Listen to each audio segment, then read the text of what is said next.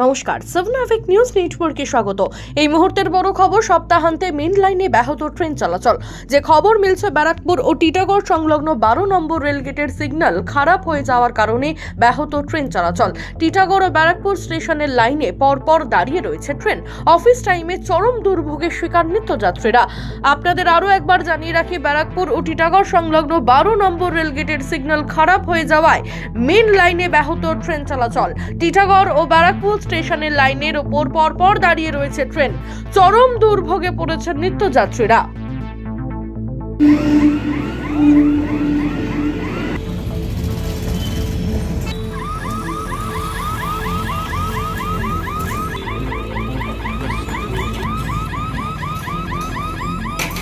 দুয়ারে কড়া নাড়ছে লোকসভা নির্বাচন, আর তার আগেই এক চাঞ্চল্যকর ঘটনার সাক্ষী হলো নদিয়া জেলার বাসিন্দারা। রাস্তার ধারে ঝোপের মধ্যে থেকে উদ্ধার হলো বস্তা বস্তা ভোটার কার্ড। ঘটনাস্থলে বিশাল পুলিশ বাহিনী। অভূতপূর্ব এই ঘটনাটি ঘটেছে বৃহস্পতিবার রাতে নদিয়ার চাকদা থানার অন্তর্গত তাতলা গ্রাম পঞ্চায়েতের মিত্রপুকুর এলাকায়। মিত্রপুকুর রাজ্য সড়কের ধারে রয়েছে ঝোপঝাড় জঙ্গল। এদিন তার মধ্যে থেকেই উদ্ধার হলো কয়েক বস্তা ভর্তি শয়ে শয়ে ভোটার কার্ড। স্থানীয় বাসিন্দা মারফত এই খবর পেয়ে ঘটনাস্থলে ছুটে আসে চাকদা থানার বিশাল পুলিশ বাহিনী। পুলিশের প্রাথমিক অনুমান, এই ভোটার কার্ডগুলি এ রাজ্যের নয়, ভিন রাজ্যের। তবে কোথা থেকে কিভাবে শয়ে শয়ে ভোটার কার্ড ওই ঝোপের মধ্যে এলো তা নিয়ে তদন্ত শুরু করেছে চাকদা থানার পুলিশ। স্থানীয় বাসিন্দাদেরই জিজ্ঞাসাবাদ করে তার হদিশ পাওয়ার চেষ্টা চালাচ্ছে পুলিশ। স্বাভাবিকভাবেই এই ঘটনার জেরে রীতিমতো চাঞ্চল্য ছড়িয়েছে গোটা এলাকায়।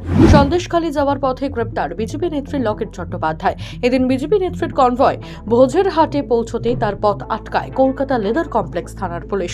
গাড়ি থেকে নেমে প্রশাসনিক আধিকারিকদের সঙ্গে তর্কে জড়িয়ে পড়লে সিআরপিসি 152 ধারায় বিজেপি নেত্রী লকেট চট্টোপাধ্যায়কে গ্রেপ্তার করে কলকাতার লেদার কমপ্লেক্স থানার পুলিশ। সেখান থেকে সোজা লালবাজারে নিয়ে আসা হলো লকেট চট্টোপাধ্যায়কে।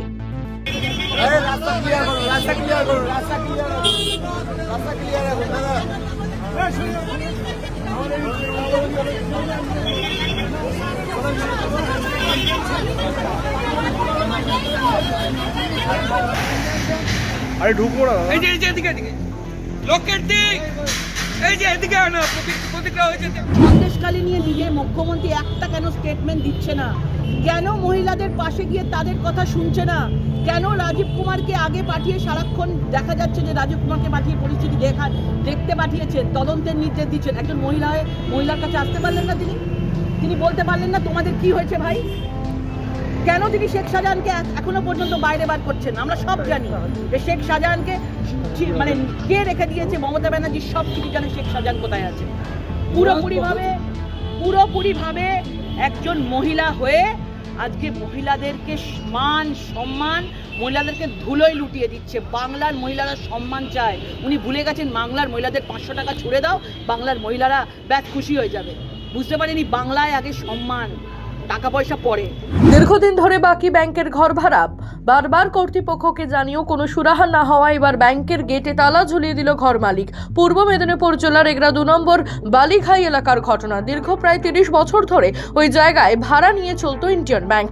জায়গার মালিক চিদানন্দ পাত্র জানিয়েছেন 2020 সালে জুলাই মাসের পর থেকে এখনো পর্যন্ত ব্যাংকের থেকে ভাড়া বাকি। বারবার ব্যাংক ম্যানেজারকে জানিয়েও কোনো সুরাহা হয়নি, তাই আজ বাধ্য হয়ে ব্যাংকে তালা লাগিয়েছি। 2020 সালের পর থেকে নতুন করে ব্যাংকে কোনো এগ্রিমেন্টও করেনি তারা। এদিন ব্যাংকের সামনে কয়েকশো গ্রাহক এসে ভিড় করে। ঘটনার খবর পেয়ে এগরা থানার পুলিশ এসে মধ্যস্থতা করে পরিস্থিতি স্বাভাবিকে আনে। ফের অগ্নিগর্ভ সন্দেশখালী। দিন সকাল থেকে দফায় দফায় উত্তপ্ত হয়ে ওঠে বেরমচুর ঝোপখালী গ্রামের বিস্তীর্ণ এলাকা। জবরদখল হয়ে যাওয়া জমি ফেরত পেতে লাঠি নিয়ে রাস্তায় নেমে বিক্ষোভ দেখান গ্রামবাসীরা। পরিস্থিতি এতটাই অগ্নিগর্ভ হয়ে উঠেছে, সেই ক্ষোভ সামাল দিতে ঘটনাস্থলে পৌঁছান উচ্চপদস্থ আধিকারিকেরা। কিন্তু তারপর পরিস্থিতির নিয়ন্ত্রণে এলেও ফের উত্তেজনা ছড়ায়। এদিন প্রশাসনিক আধিকারিকদের বিরুদ্ধে ক্ষোভ উগরে দিয়ে আবারও বিক্ষোভে সরব হন স্থানীয় বাসিন্দারা। গ্রামবাসীদের অভিযোগ, শান্তি চাই।